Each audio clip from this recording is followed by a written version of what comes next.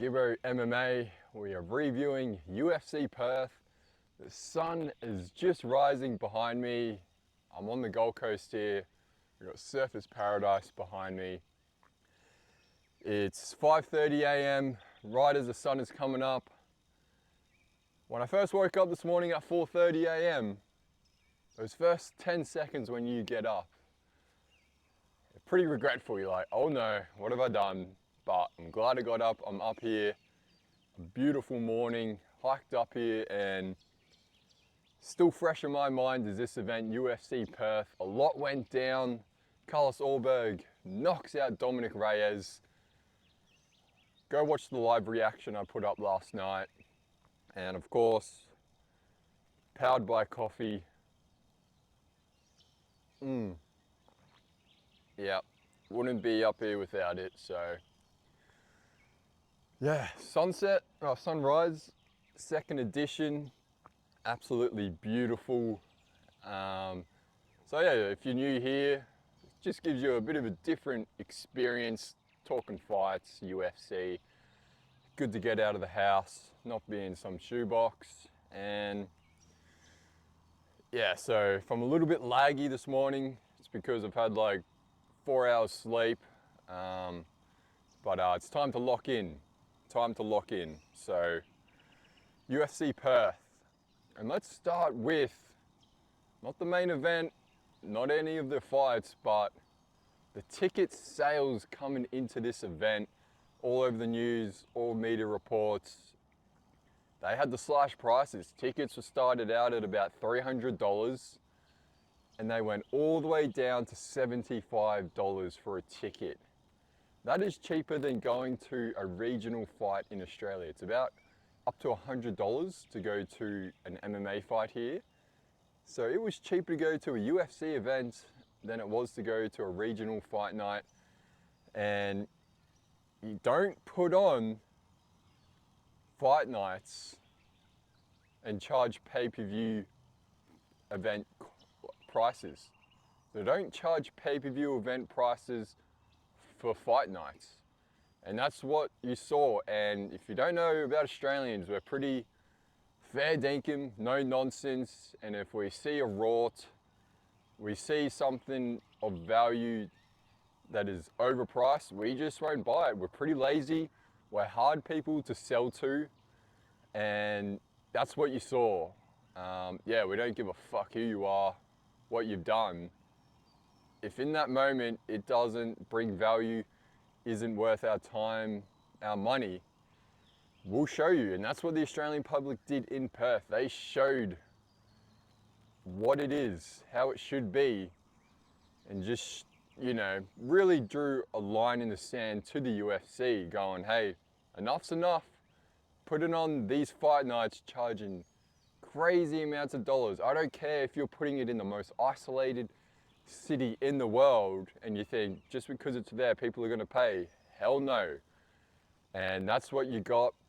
I was thinking about flying over to Perth, but it was going to cost me $2,300 in return tickets to fly to Perth to get the cheapest tickets probably in UFC history. But the fight card, you know, did deliver. The main event delivered. We got a result. We got a stunning finish. I was hoping Reyes would win, but yeah, Ulberg, you know, $1.40 favorite. And at the start of the fight, you know, I won't get into the fight just yet. I want to still go on this.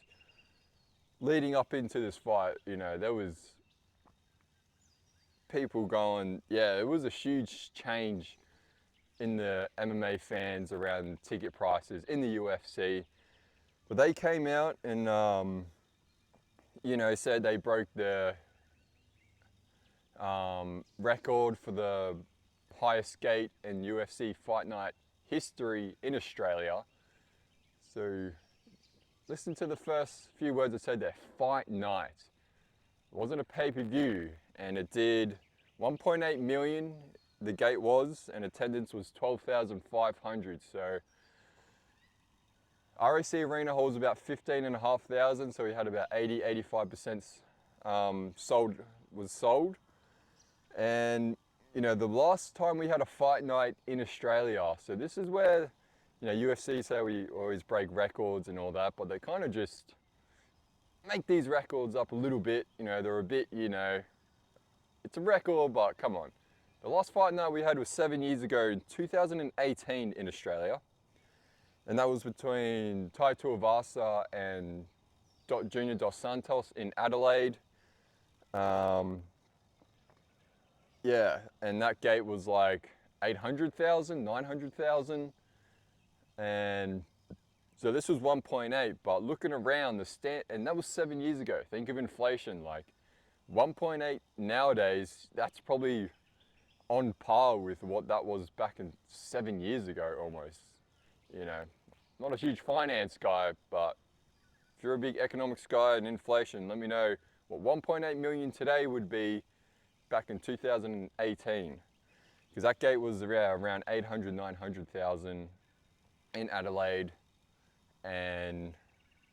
But the average, or what par is for a gate nowadays, looking at other fight nights for UFC, it's around the 2 million. Like 2 million is where the bar is set. And UFC Perth fight night was below par, looking at UFC fight night around Paris, London, Baku, yeah, just, you know, Kansas City, you know, they're getting around that 2 million. And yeah, it was still below par, was a record, but yeah, it was. Oof, can't look too much into the sun, go blind. But yeah, well done, like, because in that post-fight presser, Dave Shaw, well done to the Australian media guys. They were really asking the hard questions respectfully around this coming in and the turnout of the event, around the prices. So yeah, shout out to Submission MMA, Radio, Australian MMA, and Southern Cross Combat. There were a few others there, I don't know who they were, but you know, those guys are the Australian MMA media premier reporters here, and they were asking the good hard questions. Because around the other world, they're not asking those kind of questions. Usually it's just, oh, how was the turnout tonight? Were you happy? Do you think Ulberg's gonna be a star? Like, just stuff like that. But yeah, Australian media, it can be a bit, you know, ruthless. Like last time we were here, Dana White, and you know, we were putting Sean Strickland on the front of the paper going, someone knocked this man out. But you know, we're pretty no nonsense people. So yeah, good post-fight presser. Hasn't been a good one in a while. Well done to Dave Shaw for answering the questions pretty straight down the line and honestly as well. But so we'll circle back to that maybe. But yeah, on this card we had 5 cancelled bouts. Like, there was supposed to be like 16 fights on this card. We had 5 cancelled bouts. One I was looking really forward to was Jonathan McAuliffe versus Oban Elliott. Oban came into Australia, he was like real sick and everything. I saw a post he put up because he was getting a lot of hate for pulling out. But hey, like, if you're bedridden, you know, it's not safe to go in there and fight. Like, think about when you're being sick as a dog and you call in sick to work for a lot less, let alone trying to get in there and fucking fight for your life. So cut the guy a bit of slack. It's unfortunate. It's a part of the fight business, you know, shit happens with this. Because, you know, you're going all the way to Perth and you're not going to make your money. Like, he's not making money. He paid all that for that camp, flights, accommodation coming out here, and he couldn't cash in on and execute getting his money. So, like, why would you want to pull out? You know, he's lost money coming here. Then we had the Tuffer brothers. They both had to pull out. Justin Tuffer, he pulled out at weigh-ins, got ill. I think he got hospitalized. So yeah, a lot of cancelled bouts on this event. But that's okay. So the prelim started at 7 a.m. in Perth local time, 10 a.m. East Coast where I am. And people were charging beers at 7 a.m. So well done to the Perth crowd for making the event so lively. The correspondent there, Submission Radio, he was saying, you know, there's more people here for the first fight of a prelim than there's in America for the main card, like for the first fight of the main card. So, you know, be proud. Australian fans showed up. We just fucking showed you what it's like to be a real fan for UFC. Like, hey, we ain't paying fucking ridiculous prices. We love the sport. We want to support the ANZ fighters, but hey, you know, shit's expensive nowadays. We ain't paying for that. As soon as they made it reasonable, you know, people are showing up at 7 a.m. 7 a.m. charging beers. So like, you know, we are probably one of the most hardcore fan bases in the world, because people literally like leave straight away, or like people don't rock up to the main card around the world mostly. When I went to Paris, I'd say Paris is up there. I mean, biased because I was there, but hey, the arena was like packed out for the first fight of the night as well in Paris. So well done to Australian fans for really setting the market straight around prices and you know, fight night qualities. It was a good fight night, but it's, again, there was a few debutantes, just unknowns. Good fighters, but just unknowns. So it's kind of like, hey, you know, if they were more known, 100% people were paying, you know, higher prices, but they just aren't, and they will get there. But it just, you know, it is what it is. And we had 4 fight of the night bonuses. Went to Ulberg, Jimmy Crute, Tom Nolan, and Brando Pericic. So no fight of the night. And CKB, City Kickboxing Gym, goes 4-0. And Australian New Zealand fighters go 10-1. So there were 11 on the card, and there was one bout, the first bout, that wasn't. And that was the girls. I think one of them's from Thailand. So, you know, you think Australasia, Thailand, it's not too far away, so we'll say there's 12. I mean, every divorced middle-aged Aussie man ends up in Thailand anyway, so they're pretty much like a part of the Australasia ecosystem. So we'll claim, but yeah, although she lost, it was Taranara that won. So yeah, we'll start off with the main event. But yeah, beautiful sunrise. That is the Gold Coast skyline there. You got Broad Beach and Surfers Paradise. Beautiful place here. Let me know if you've been here or want to come here. I'm in a little secluded hiking spot 10 minutes away from me. Because yeah, I'd like to go film one of these at the beach, but it's just so packed. And like, you know, I'm not the guy I'm not the guy social anxiety fears. I fear social anxiety. So like being out in public doing this, I'd be like, fuck, so much going on. So like, yeah, that's why I'm in this secluded spot. So I'm not like getting fucking daggers like, who the fuck is this guy with a fucking tablet recording, talking shit. But you know, the numbers boost up. So yeah, since the last episode we got 3 subscribers. We're up to 68. Let's go. You know, trying to build a good little community base to just, you know, talk fights. I mean, I've had to niche it to MMA because NRL, rugby, I mean, I could do this for any sport. Like, I just love sport, but you know, MMA's always been that core one for me that I can just continuously watch all year round and get so into. But you know, NRL, I'm the same. I listen to a lot of NRL podcasts like The Bloke, Up the Bronx. They got the win yesterday into the grand final. But yeah, so up to 68 now, building slow, but want to be impactful and, you know, have quality, you know, subscribers and people in this Gibbo MMA community. So yeah, let me know, drop comments about your thoughts on the fight and all that. But hey, I think about it as if you've seen the movie 300, the Spartans, you know, they had 300 men going up against thousands of other people, but it was the quality of those people, and that's what I'm trying to build here, just quality people, but with in this community, you know, talking fights, sport, all rounds. And so yeah, I'm not fussed about having hundreds of thousands.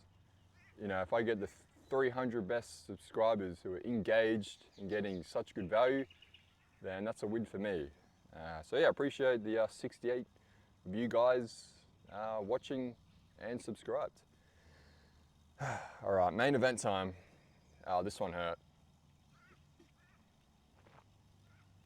This hurt. Carlos Ulberg ends what could have been one of the greatest sporting career comebacks of all time. He knocks out Dominic Reyes in the first round, in the last sort of 60 seconds of the round. And I did a live reaction for this. Go watch this. Like, I went and watched it again. Like I said, there wasn't a strike landed in the first 2 minutes when I watched it. There was one landed, a sneaky little leg kick or something, but nothing was doing in that first round. These guys were just feeling each other out. Not feeling because they didn't really land a strike, but just gauging the distance, circling around, feinting. And yeah, Carlos Ulberg was doing that typical CKB feint. You know, we don't need to engage. It's 5 rounds, and it was the first 5-round fight for him, so he came out real measured, paced himself. And same with Dominic Reyes, but it looked like Reyes just got a bit frustrated already in there. Like, he didn't need to engage so heavily at the end of that round. Like, he just felt like he had to throw something out there. And when he went on that 4-fight losing streak and the 3-in-a-row knockouts, the way he was getting knocked out was just, it wasn't too reckless, but he was just unnecessarily closing the void. He's a long guy, and just getting to that boxing range and just getting knocked out, and that's what happened. Ulberg with the jab and then with the cross just absolutely flatlined him. PTSD from the other knockouts, watching Dominic Reyes get fucking murdered. And yeah, it was, you know, I'm happy for Carlos, of course, you know, New Zealand fighter, always supporting. But, you know, I just love the storyline of Dominic Reyes, real respectful guy. And, you know, you like an underdog story of him rising back to get that title, because you know, a lot of people had him winning that fight against John Jones, and for him to then go on that losing skid and then to get back on a 3-fight win streak and potentially get a title shot next, I was really rooting for that. Like, if he had won this, you know, UFC 320 next week, Pereira Ankalaev, he could be facing the winner of that. But it wasn't meant to be. Like, Carlos Ulberg has his own story in himself, and that's what we're seeing. He was coming off that win to Jan Blachowicz, 3-round win, also a real close fight, and it was, you could say, boring, because yeah, not much happened in that fight. And this was just the polar opposite. So now, that's what's great about a first round starching knockout, is people just forget about that shit. People don't remember the Jan fight now. They remember him starching Dominic Reyes in Perth, and he's now probably going to fly to UFC 320 to watch Pereira Ankalaev and start fucking calling for that belt, for the winner of that belt. But there's another 2 guys who are doing the same. Yuri Prohaska and Khalil Roundtree, who are also fighting on that card. I mean, I can't wait for the preview for this card. This card is stacked. Marab, Sandhagen, co-main. So 2 title fights. Won't get ahead of ourselves. But Carlos Ulberg is, you know, is slowly building his story, racking up these wins. I think he's 9-1 in the UFC, 13-1 now. And yeah, well done to him. Like, great bounce back from the previous fight. And as I was saying, he's still learning in MMA. He's still developing in the UFC. And Jan is a former champ, powerful, big guy, and has really good stand-up himself. So, like, yeah, when you strip it back a bit, it was like, hey, no wonder that fight kind of went that way. He's in London, you know, foreign place. and he's up against one of the best in the world, and you just got to make sure you get that win, because if you didn't edge that win out, he wouldn't be here where he is. So yeah, so what's next for Ulberg? It'll just be probably the winner of Pereira Ankalaev, but you got Roundtree and Yuri also calling for it. So depending how that fight goes, how it lines up, you know, Pereira Ulberg would be great. Ankalaev, Big Unk versus Ulberg could be just a 5-round stand-up technical fight, but nothing too crazy. So I'm not too keen on that one. But yeah, well done to Ulberg again. Like, he got the win. Huge pressure on his back. Huge pressure for this fight, because he needed to win. Home, you know, home region.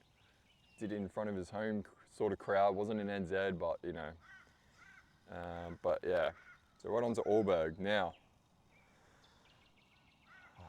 I got to get to this. I got to skip past a few other fights. My God. Jake Matthews versus Neil Magny. Let's talk about it. What the hell happened in there? What is going on? And I am fucking frustrated because I was about to win probably a month's worth of rent on this fucking card, because I did a fucking multi-parlay, 11-leg multi of all of the ANZ fighters. Fucking put them all in a parlay, paying $170 odds, chucked them all in there, and as the card went on, tick, tick, tick, all right, tick, tick. Whoa, we survived the prelims, you know, we had underdogs. Cam Rouston win. I think Kobe Thickness, he was also an underdog. You know, Jamie Malarkey edges that win. He was the $1.80 slight favorite. Like, fuck, we were fucking on our way. We were on our way. We get the Jake Matthews fight. And if you didn't see, and if you didn't see, in the end of the first round, he had like a mounted guillotine. And Neil Magny, you know, he looked all right, and then his arm just sort of like went out and limp. Not sort of limp, but it just didn't look good. And he said he was counting down 10 seconds, and he was like, all right, there's a second left, I'll just relax. And the ref, this is what I mean, like, it's, you know, the ref, he comes in and says, stop, he's out, stop. He's out, stop, before the horn went off for the end of the round. He literally stopped the fight. And to his credit, you know, you got to put yourself in Neil Magny's shoes. To his credit, he was like, no, he fully protested. I'm good. Took me instantly back to Herb Dean with the Robbie Lawler, Ben Askren fight, when Robbie Lawler sort of arm went limp, but he was like, and then instantly protested. But Herb Dean stuck to his guns. This guy, you know, I'm fuming a little bit because fucking hell, I was about to win a fucking bag. And you see it in the live reaction why I was so fucking flat, because that was the only leg that lost. Every single Australian New Zealand fighter won except Jake Matthews, because he ends up then getting submitted himself by Das at the end of the third round. 2 minutes to go, he's 2 rounds up, and to his credit, Neil Magny, you know, he did it to Mike Malott, like he's down 2 rounds, 2 minutes left, and just fucking gets a sub or whatever. And that's what happened to Jake Matthews, and I was fucking filthy. But let me know your thoughts on that turnout of events. Jake Matthews is going to the commission to challenge it, because like you see early like stoppages and protests, but you know, the ref can't go back on it, and the ref literally did. So, you know, I'm currently in the shoes of a guy who just lost a fat bag and was rooting for Jake Matthews. But now if we put our shoes into Neil Magny, and you go, like, it didn't look like he was out, to be honest. Like, honestly, 10 seconds to go, you just let the guy go out. He didn't tap. It was a really subjective call. Like, his arm kind of went down, but it wasn't fucking, crazy, like it looked like he was slept, because when he pulled him off, like he was still like he was all there. So, and the commentary booth was like, kind of like, yeah, it didn't look like he was out. Like, kind of agreed with like, yeah, the fight not being stopped. And to his credit, Neil Magny, he's a veteran.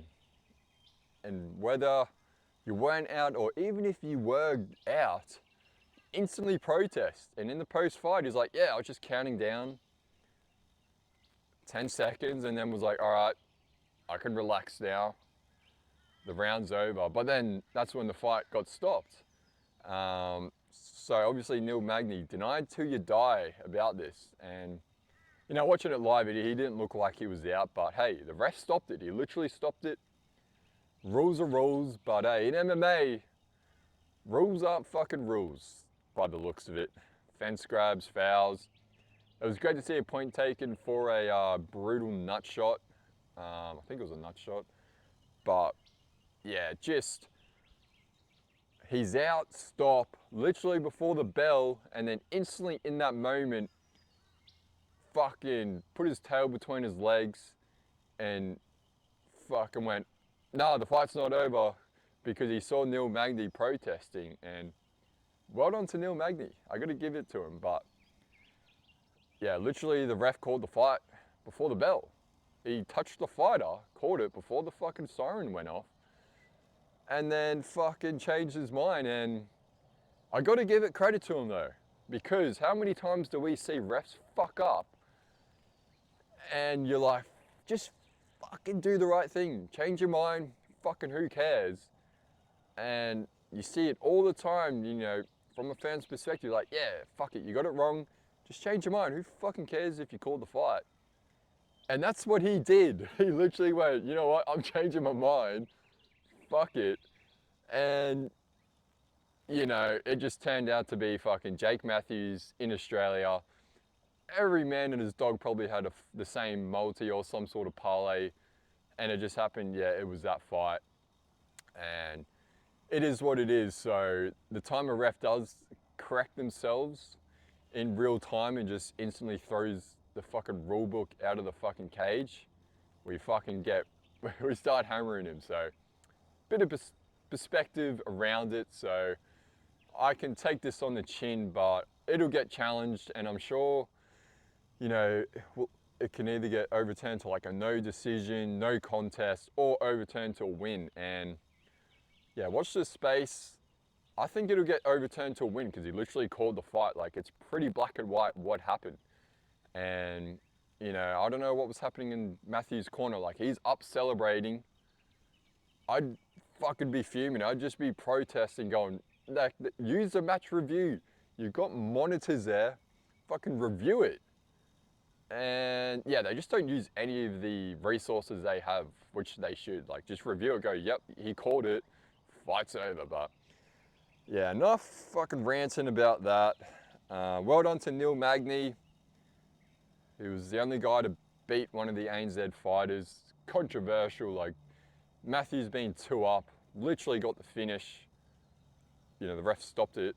And then he got submitted himself. It looked like he just, you know, Neil Magny just ends up, I feel like that's the best way for him. Get down 2 rounds and then just go, I got nothing to lose, back against the wall. And people start to switch off when they're up 2 rounds. They start to get on the back foot. They just go, don't lose, instead of just keep doing what they were doing. And that's kind of what we saw. Matthews just really let it off. I don't know if it was the gas tank or Magny just turning it up, but you know, Matthews is so good on the ground, and then he gets submitted himself. So it's just tough to see, because, you know, I was hoping Matthews would get this win, get a ranking, and he was really on a surge. 3-fight win streak, 2 wins this year, and that just came to an end via, you know, what are the emotions like? You fucking the fight gets called, you're up celebrating, and then all of a sudden, he changes his mind and go, no, the fight's still on. You're like, gotta go back to your stall, and you're just trying to process, like, I literally just won. And now I'm fucking back on going into the round 2, and you're like, yes, a lot of emotions. How do you recover from that? And I think that had a lot to do with going on with that fight, because he's still processing in the round 2 and round 3 going, I should have already won. So yeah, just a guy who lost a bet. Yeah, is what it is. So I'll move on from that. But let me know your thoughts on that. Was that an incorrect call? Should Jake Matthews had a won? Yeah, let me know in the comments.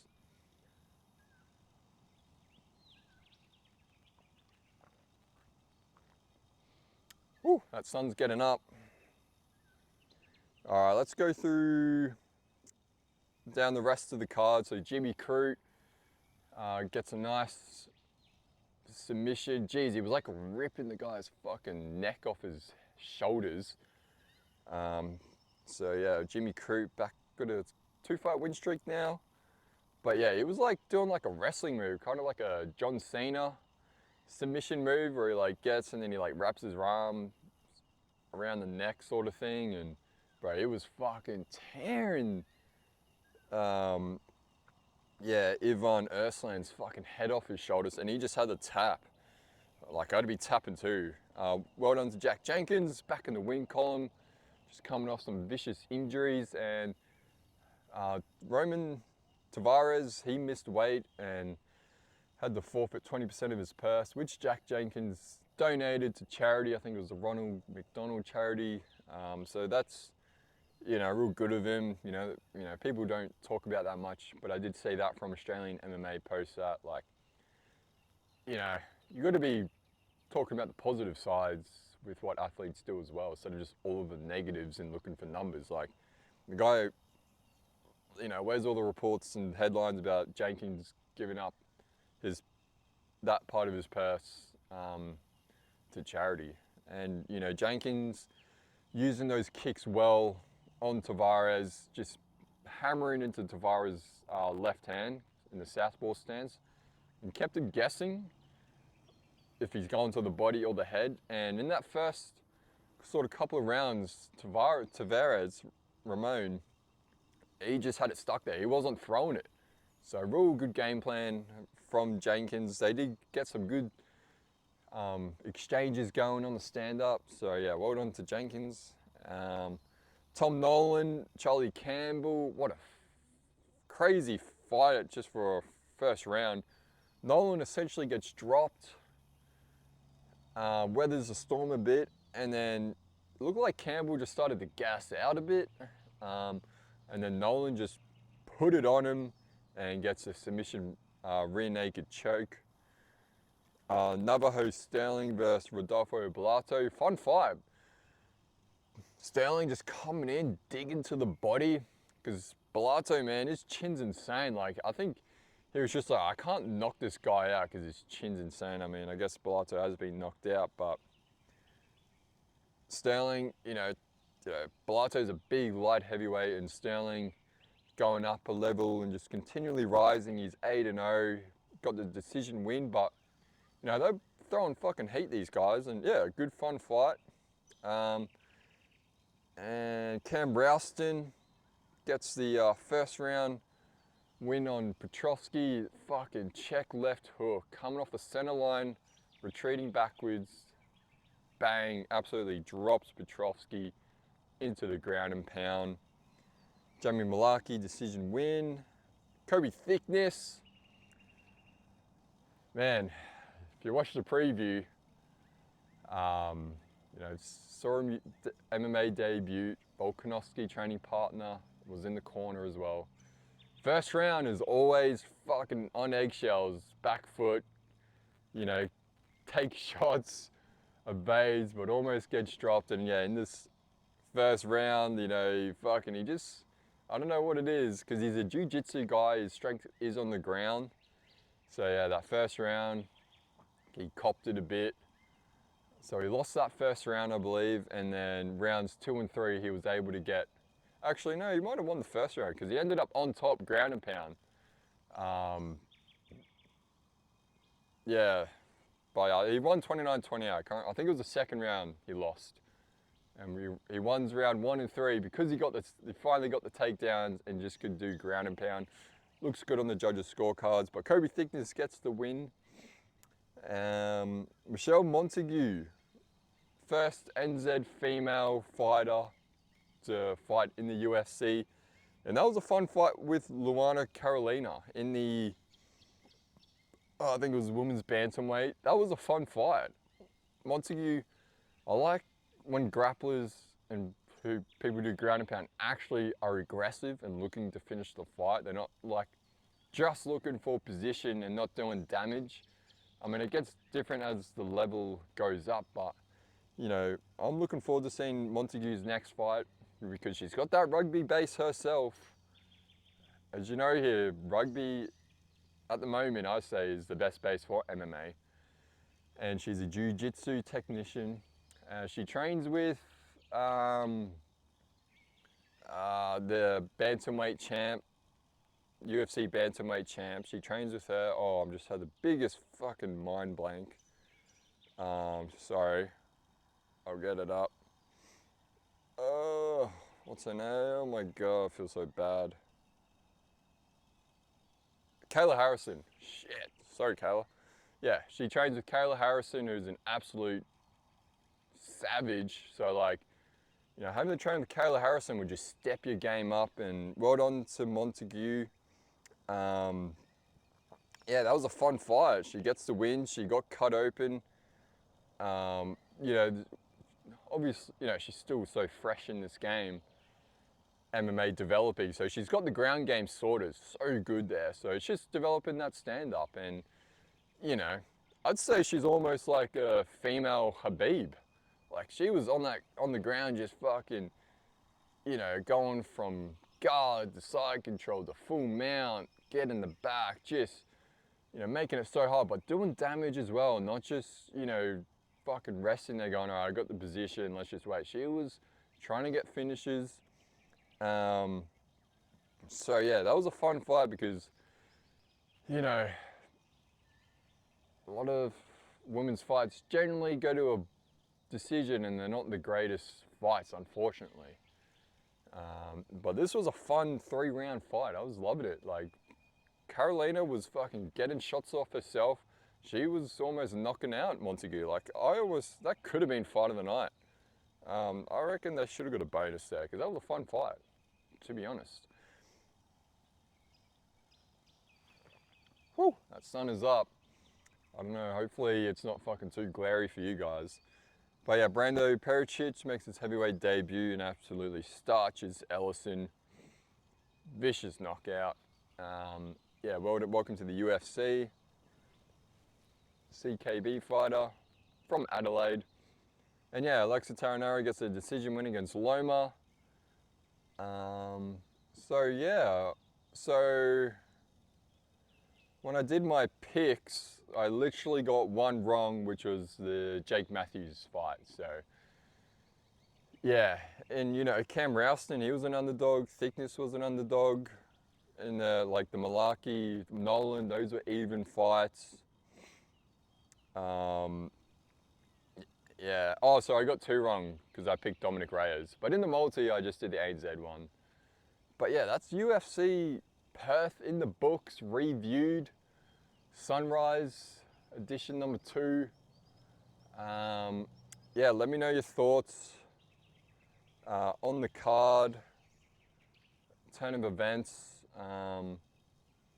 Yeah, just some, you know, we're talking about the ticket prices and all that, but you just got to remember too, with the UFC, you know, we always like to talk about, you know, what's lacking, the negatives, but there's also a lot of positives. Like I'm standing right here because fucking of UFC fights. Like I'm up here getting up at 4:30 reviewing cards, UFC cards. So there's a lot of positives, and they're the only MMA, if not combat sports organization, promotion that consistently puts on fights at a pretty decent level, consistently putting on successful arena events. So just remember that when we're, you know, I do want to just get into that positive side. Like, yeah, you know, they had to slash their ticket prices or whatever. wasn't sold out. But just remember, what other organization is going around the world, going into arenas, into different markets, and putting on events like that consistently? And that is, I think it's literally the only UFC. Like when you think about all sports, like F1, they consistently do it, but that's because they got fucking big, rich, fucking fat sugar daddies, billionaires invested in the sport. Yeah, so they go around to major cities in the world and put on F1 events, but you know, that's fucking F1, you know. It's fucking, you know, the drivers are the sons of the team owners. Like if you don't have money, you ain't fucking doing F1. Whereas UFC, man, they just consistently put on events. Obviously they got a bit better backing now, but they've been doing it for quite a while, you know, 15 plus years. And so yeah, like it's a positive result for Perth of this event. And you know, you get, you know, this is the cycle, sort of the ebbs and flows of UFC cards, because next week, UFC Perth, I mean fucking UFC 320, Las Vegas, T-Mobile Arena, light heavyweight champ, Magomed Ankalaev takes on Alex Pereira. Main event, co-main, Merab Dvalishvili versus Corey Sandhagen. I mean, this should just be its own main event in itself. I'm fucking looking forward to that fight. We'll be previewing it. Then you got Yuri Prohaska versus Khalil Roundtree. Holy shit, take my money. So like, look at that. Like, this makes it all worth it. You know, you kind of just get these ebbs and flows of cards. But you know, Josh Emmett, Yusuf Zalal, fuck. Joe Pyfer, Abuz Magomedov, Atiba Gutierrez, prelim featured bout. Fuck, he's possibly a future middleweight champ. So we'll preview UFC 320 in a few days. But yeah, I don't think there's too much else to add on to that. But yeah, let me know your thoughts. Appreciate you guys who are subscribed, and anyone new watching, be sure to subscribe. I'm just seeing if there's anything else I need to touch on.